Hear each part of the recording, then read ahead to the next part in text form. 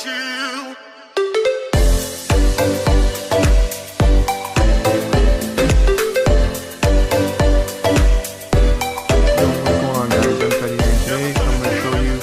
How to beat a defense that's kind of resurfaced a little bit online.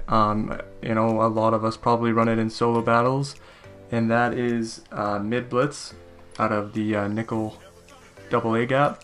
Now this defense can be kind of intimidating because they are blitzing a lot of people, so you do have to get the ball out pretty quickly. But it's at the end of the day, it's very easy to attack. So we'll come on and we'll show you a few ways that I like to attack MID-BLITZ. So I'm going to come on my bunch tight end because that's the formation that I run primarily. And we're going to come out in a play X-spot. So for the very first thing I would do if I see someone come out MID-BLITZ is I will run the ball.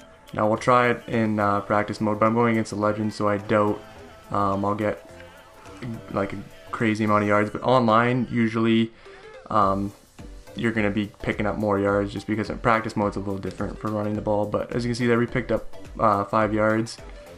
So you just want to lay off that sprint button. Don't hold that sprint button when you're running. We'll just run it a couple more times and it should, you know, get you a decent amount of yards there. We just took it to the crit. Oh, we almost did. Oh, Dion caught us. Dion's pretty quick. So as you can see there, like, we broke free. It's gonna happen, and it's really hard for them to stop the run because you can't shoot the gap. You got everyone lined up, and if they want to use like a safety or something, then by all means, it's an easy way to attack this defense without having to like think, I guess you could say, is just running the ball.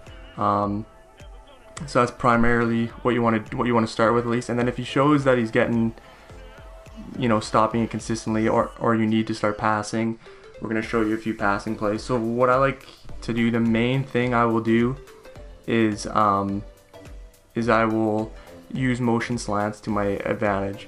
So basically when I'm going against something like this, I don't need many routes on the field because I can have 2-man beating routes and I don't have to worry about really anything else.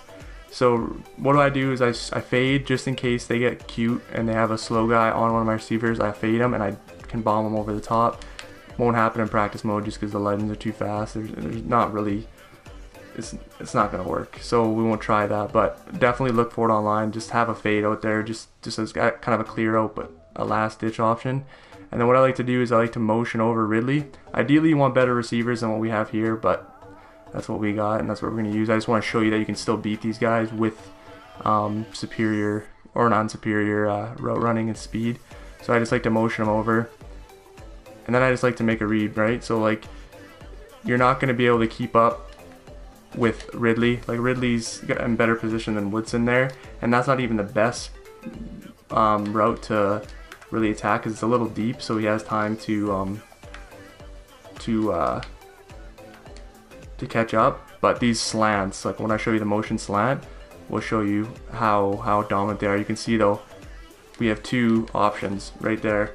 Dawkins is kind of staying there because I'm blocking everyone. But what you can do too is, because you know that one of their guys they're going to be using is generally on the running back, unless they want to try man coveraging one of your players. But it's generally going to be on one of your running backs or on your running back. So what I like to do is I just put him on a little swing route. And then he's going to get manned up there. But let's actually simulate a man. So who's manned up on Coleman? So we'll say we'll put Dawkins on a spy just to simulate a user, I guess is the best way to do it. So I'll flat Coleman, fade Jones, slant Sanu, and then we'll show you here that like you can kind of sneak him out. Since nobody's going to be covering him, you can kind of sneak him out and get open there. It's just something you really have to pay attention to see if he's leaving your running back open. Just throw him out on a couple routes and just kind of watch. And then you can definitely hit that, and then we'll show you the slant too if we can. I think we already did, but we'll show you again. So you just chill in the pocket, wait to see who's open, and then you can see there we got a nice animation. Try and make someone miss, and then you're off to the races. And that's what I kind of like is having the 2 crossing routes, is because they can't cover both. they really can't. They're coming at so fast of an angle, like you can't really, no, even Shazier can't keep up with can't do both. So you have to have two out there and then have them pick and choose. That's really the idea. So and then a second way I like to do it is the motion slant, like I said. So I'll do something like I'll have Sanu on a slant, and then I'll put Ridley, and then I'll maybe max protect, throw Coleman on a route, and then I'll watch this motion slant. So here, look at that, just burn. That's Sanu on, what is that, Rod Woodson? That's, or not, Aeneas Williams. So you can see, even if we press, I don't want to be slant, I want them to be, yeah, okay. So even if we press, when you're motioning slanting, it's basically negating the press that you're putting on. So that's why the motion slant is so good for this, to beat mid-blitz. So again, we'll show you, even though he's pressed, he's not going to get pressed. And you can see there, wide open throw. And this really goes for any formation. I just did a bunch tight end because I'm very comfortable with it. But it really goes with any formation. I would try and find, you can either have two slants or have a shorter post. And by shorter post, I mean a post like squares on, a skinny post, because you don't want to have two slants always, because they're sometimes shallow and sometimes they can make some sort of adjustments where they can take it away. And if you have that skinny post, I guess you would call it, it's better because it gets to a tender part of the field. I've made videos on it before. It's a really good route. So here we'll show you another setup. Like I said, if they want to leave the running back open, there you can just see the skinny post. Again, that's Sanu on Aeneas Williams. I'm sure Aeneas is 99 overall, and Sanu's not very good at route running. So again, we'll just simulate. I just kind of want to simulate a user on the running back just to show you that you can hit it and then what it'll look like. It's definitely something you have to make sure you watch and don't just like throw it blindly. But again, we'll show you here.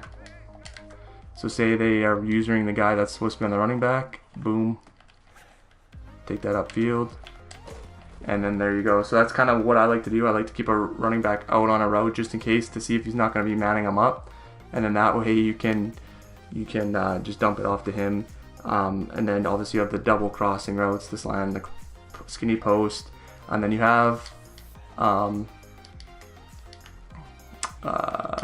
that fade too over the top. Like I said, if he does, like in a scenario here, obviously you'd be fading maybe Ridley, just because he doesn't, and we'll see if he beats his man. But you could do something like this. You could do something like this if you wanted to, if you want to try and make someone get open on over the top here. You can see he kind of stays step for step on. It's definitely something you have to watch. Like I said, if they're pressed, you definitely have to like make sure you don't throw it, because if they have a good press rating and your receiver isn't as strong, then he's not going to be able to really beat that. But it's definitely nice to have one out there just in case it does get open. That's why I say it's kind of your last ditch option. So as a review, I guess, to beat mid-blitz, I would start running the ball. Let them know that you're willing to run the ball and run it well. Like, get good runs, like run your inside zones, and things like that. You can even go under center, and we'll show you here. See if we can get it working. Running the ball in practice mode is not always the most consistent thing to do. We don't have one in deuce close, but deuce close is a really nice stretch. Obviously, that's really good. We can try it in this one, and we just show you against stretch. It's really good. Like for stretch, it's really good too, just because again they don't really have anyone outside, and probably here I'd shift it to the side without the nickel corner, and we'll show you here. We should be able to get to the outside.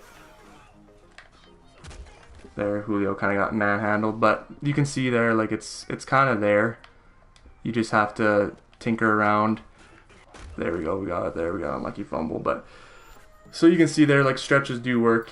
Really, any run that's like I would say that doesn't have a pulling guard, just because the guys here are so close to the line.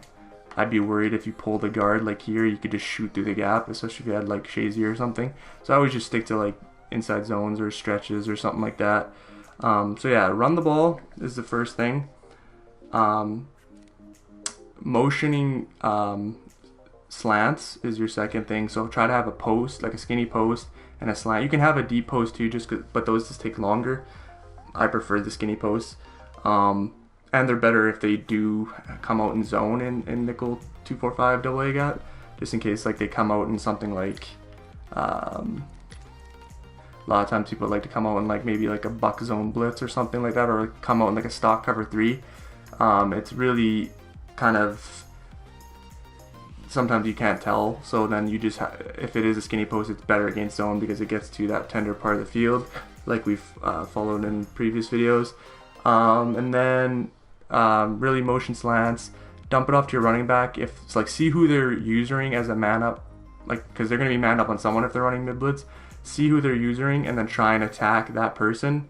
Because like, especially the running back, if they're using the guy that's supposed to be covering the running back, a lot of times they'll forget about their running back and you can dump it off to him. But the main thing is run the ball, and motion slants is your best friends. And then obviously, like I said, that fade over top can work. So if you guys did enjoy, please smack a like on the video, and I'll see you guys in the next one.